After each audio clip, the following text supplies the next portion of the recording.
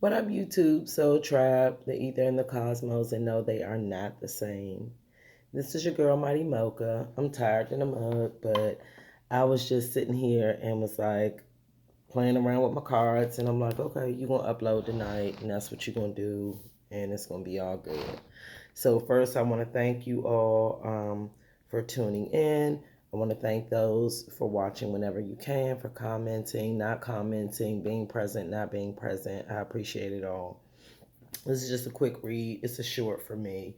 I shuffled and I pulled. Oh, this is a new deck, and it's called the Earthcraft Oracle deck. Yeah, by Juliet Diaz and Lorraine Anderson, and the art is by Daniel Boudou Fortune. So I pulled the first card. I shuffled and came up with the womb, number 43.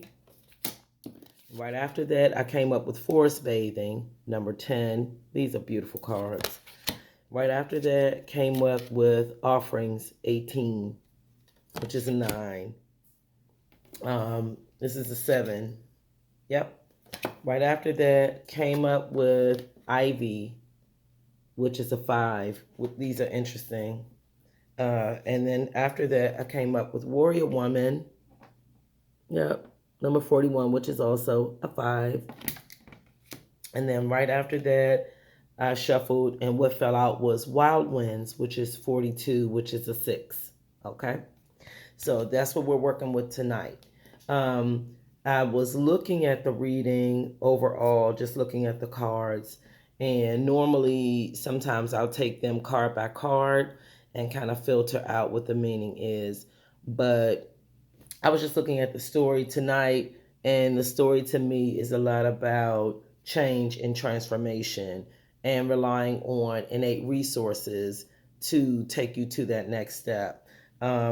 What was interesting was that the womb, which is about, to me, just the infinite possibilities of creation, was coupled with the ivy, which is about, for me, I can't say for everyone, but for me, it's always about these connections that we have, that once we make these connections, we kind of branch out and keep branching out and keep branching out and keep branching out. Ivy is very easy to grow, very fluid, but it is about change in environment, change in people, change in situations. And I looked at forest bathing, which just kind of reminded me of connecting with earth, connecting with resources, connecting with source, making that nest, as you could see in her head, making that nest, finding your origins and maintaining them, but also being connected to source.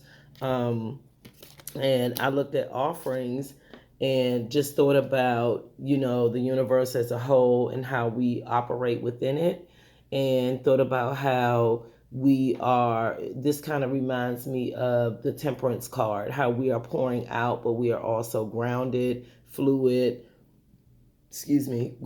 fluid, but we are nurturing ourselves and we are taking care of the things that are most important to us.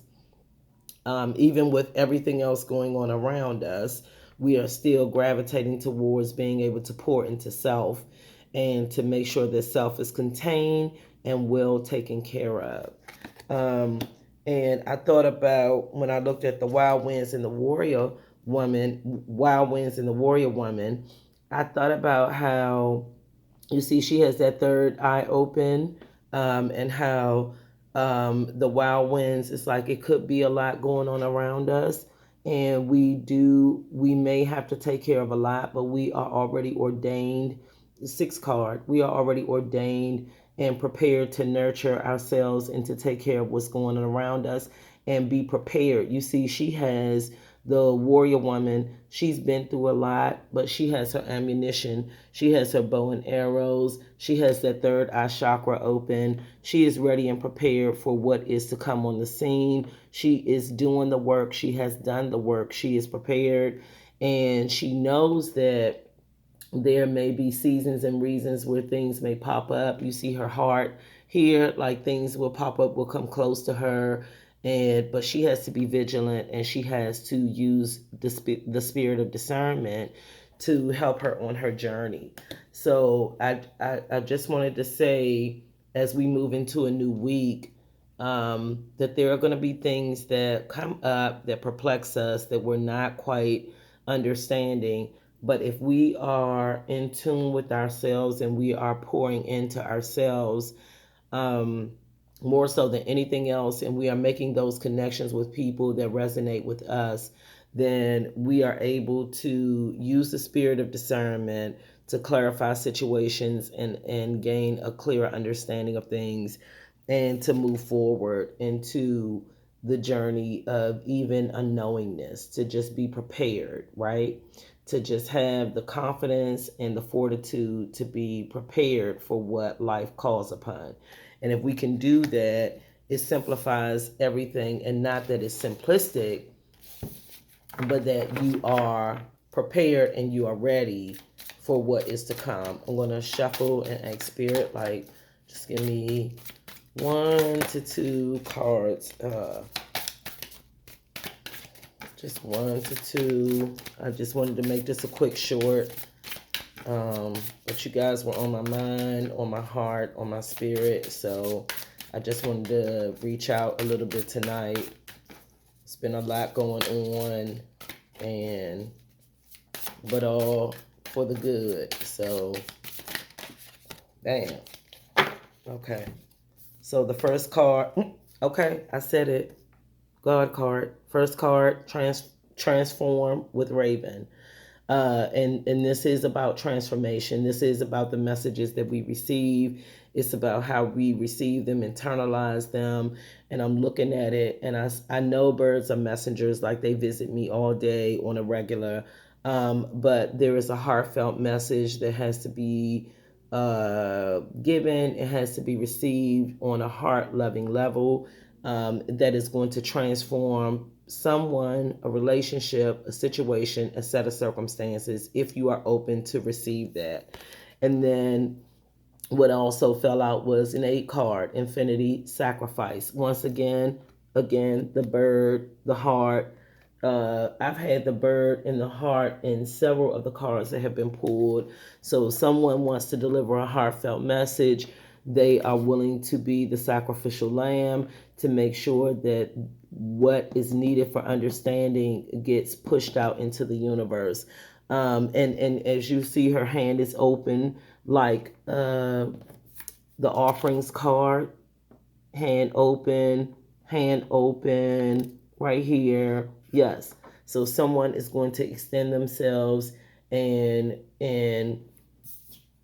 perpetuate these extensions for new reform and new relationships. So I hope that as we move into the new week, we are ready and prepared. We are armed with the things that we know best serve us and best suit us. And I hope that we know that, push come to shove, we have everything that we need to communicate what it is that we want and what would be best deserving and best serving for us, individually and collectively. I hope that we know that we can move through change, the changing winds, and we can prosper because we have the spirit of discernment, and we are willing and able to do what is necessary, to manifest our ideas, our concepts, our visualizations, and that we can do it in a healthy way. Here we go, forest bathing, in a healthy way where we respect the resources, we respect the time, the energy, and all that is involved in that process. So I'm not going to belabor this any longer because I just wanted it to be a short. And so I find myself always shuffling and wanting to shuffle more, but I love the cards. Okay. Ooh, all right. And Inner Healer, 13, one of my favorite numbers. I'm 913, but that's a 4, another 4. And then the Death card, which is 7. So It's always, the death card to me is not about death. It's about transformation, reformation, regrouping, recalibrating, ridding yourself of the old, the things that don't serve you, the things that you don't need, and starting anew, being reborn. And then the inner healer is, once again, look at the butterflies, transformation. Again, taking time to go within, to use your resources, build upon the resources, nurture them, hone them, so that you can get out of it the best you that you need to be. So, that being said, I wish you guys infinite blessings, peace, and happiness, and a prosperous upcoming week. All right? Peace, love, and light. One.